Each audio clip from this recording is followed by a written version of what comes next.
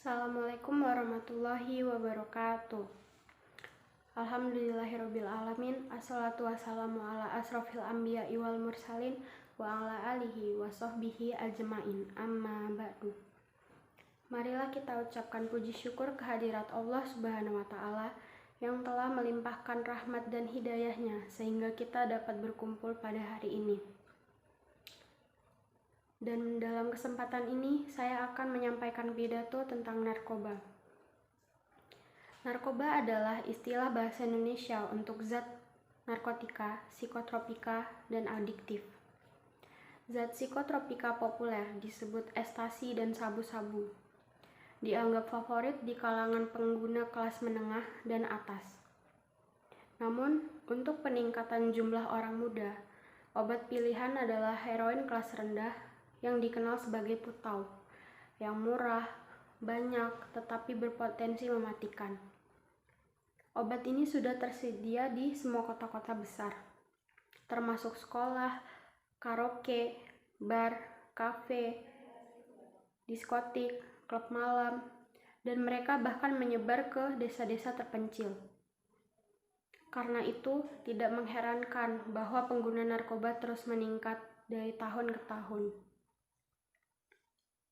Ribuan pemuda telah menyia-nyiakan hidup mereka karena obat terlarang di negeri kita, Indonesia.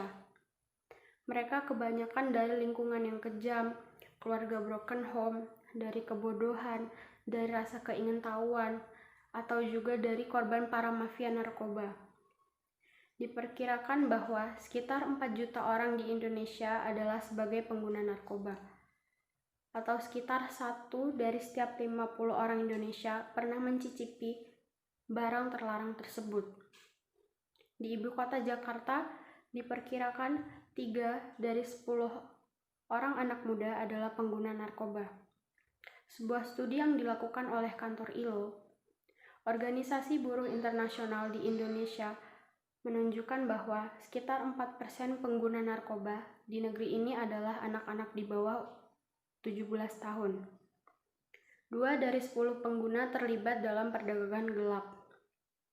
Beberapa remaja mulai terlibat memproduksi obat-obatan dan memperdagangkannya antara usia 13 dan 15 tahun.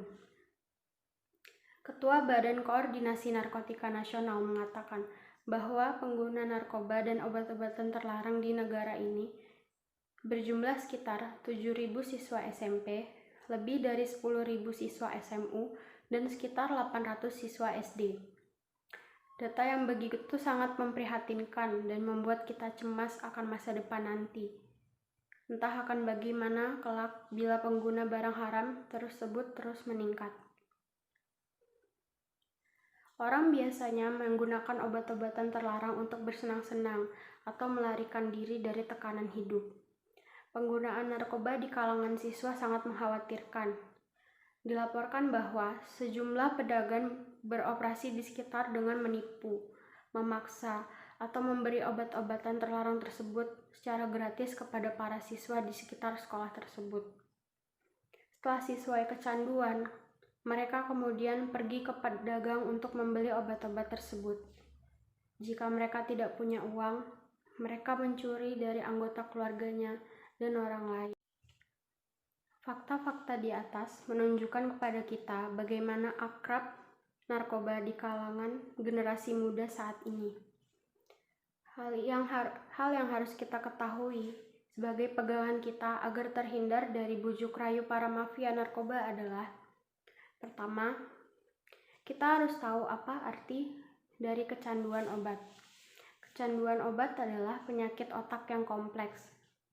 Hal ini ditandai dengan kompulsif, kadang-kadang tak terkendali, keinginan obat, mencari dan menggunakan, bahkan dalam menghadapi konsekuensi sangat negatif. Sebagian besar akibat dari penggunaan narkoba yang berkepanjangan adalah pada fungsi otak, dan dengan demikian pada perilaku. Bagi banyak orang, kecanduan obat menjadi kronis, dengan kemungkinan kambuh bahkan setelah jangka waktu yang lama.